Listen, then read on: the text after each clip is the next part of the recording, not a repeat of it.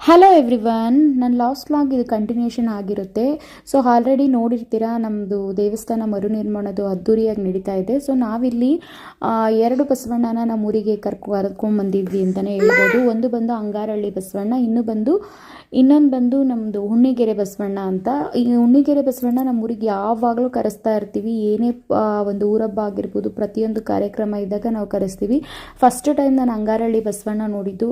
ಬಸವಣ್ಣ ಎಷ್ಟು ಸತ್ಯ ಇದೆ ಅಂದರೆ ನಿಜವಾಗ್ಲೂ ಹೇಳ್ತೀನಿ, ದೇವರು ನಿಜವಾಗ್ಲೂ ಮೂಕ ಪ್ರಾಣಿಗಳಲ್ಲಿದೆ, ನಾವು ಅದನ್ನು ನಂಬಬೇಕು ಅಷ್ಟೇ. ಇಷ್ಟು ಚೆನ್ನಾಗಿ ಎಷ್ಟು ಚೆಂದ ರೆಡಿ ಮಾಡಿದ್ರು ಗೊತ್ತಾ. ನಾವು ಕೂಡ ಫೋಟೋ ತೆಗೆಸ್ಕೊಂಡ್ವಿ. ಎಸ್ಪೆಷಲಿ ನನಗೆ ಬಸವಣ್ಣ ಅಂದರೆ ತುಂಬ ಇಷ್ಟ. ಆಮೇಲೆ gastrologist Anjinappa sir, doctor Anjinappa sir ತುಂಬ ಜನ ಗೊತ್ತಿದ್ದಾರೆ, ಅವರು ಕೂಡ ಈ ಕಾರ್ಯಕ್ರಮದಲ್ಲಿ ಪಾಲ್ಗೊಂಡಿದ್ದರು. ಅದಾದಮೇಲೆ ನೈಟು ಮತ್ತೆ ಹೋಮ ಮತ್ತು ಕುಂಭಾಭಿಷೇಕ ನಡೀತಾ ಇತ್ತು.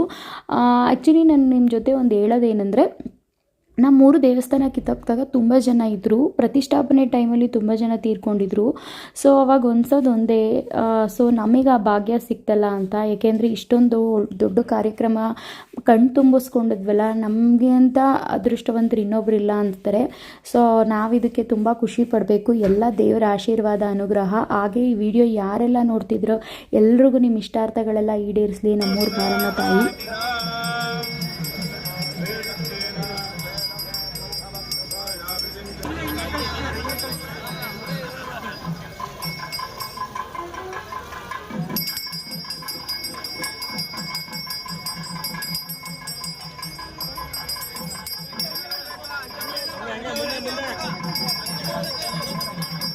ಅಭಿಷೇಕ ಎಲ್ಲ ಆದಮೇಲೆ ಓಪನಿಂಗ್ ಬಂದು ನಿರ್ಮಲಾನಂದ ಸ್ವಾಮಿಗಳು ಆದಿಚುಂಚನಗಿರಿ ಗೊತ್ತಿರುತ್ತೆ, ಅವರು ಮಾಡಿದ್ದು.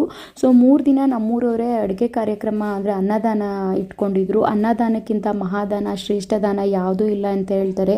ಸೊ ಹೊಟ್ಟೆ ತುಂಬ ಊಟ ಹಾಕಿದರೆ ಯಾವುದೂ ಮನೆ ಕೆಡಲ್ಲ ಅಂತಾರೆ. ಸೊ ಊಟ ಎಲ್ಲ ಮುಗಿಸ್ಕೊಂಡು ನಾವು ಫ್ಯಾಮಿಲಿ ಟೈಮ್ ಸ್ಪೆಂಡ್ ಮಾಡಿದ್ವಿ. 4 ಜನ 4 ಫ್ರೇಮಲ್ಲಿದ್ದೀವಿ. ಆ್ಯಕ್ಚುಲಿ ನಮ್ಮಮ್ಮ ಅವ್ರ ಅಂಗಡಿ ಇರೋದ್ರಿಂದ 3 ದಿನವೂ ತುಂಬಾ ಬ್ಯುಸಿ ಇದ್ದರು. ನಮ್ಮ ಜೊತೆ ಒಂದು ಫೋಟೋಗೂ ಸಿಕ್ಕಿಲ್ಲ. ಸೊ ನಮ್ಮ ತಂಗಿಯವ್ರು ಮಾತ್ರ ಅವ್ರ ಜೊತೆ ಫೋಟೋ ತೆಗೆಸ್ಕೊಂಡ್ರು. ನಾನು ಆ್ಯಕ್ಚುಲಿ ಲಾಸ್ಟ್ ಟೈಮ್ ಒಂದು ವೀಡಿಯೋದಲ್ಲಿ ತೋರಿಸಿದೆ ಈ ಸ್ಯಾರಿ ಯಾರಿಗೆ ಅಂತ. ಈ ಸ್ಯಾರಿ ನಾನು ನಮ್ಮಮ್ಮಂಗೆ ಗಿಫ್ಟ್ ಮಾಡಿದ್ದು. ನಮ್ಮಮ್ಮ ತುಂಬ ಚೆನ್ನಾಗಿ ಕಾಣಿಸ್ತಾ ಇದ್ರು ಸ್ಯಾರಿಲಿ. ಈ ದಿನ ತುಂಬ ಚೆನ್ನಾಗಿತ್ತು. ನೆಕ್ಸ್ಟ್ ವ್ಲಾಗಲ್ಲಿ ಸಿಗ್ತೀನಿ. Thank you, bye.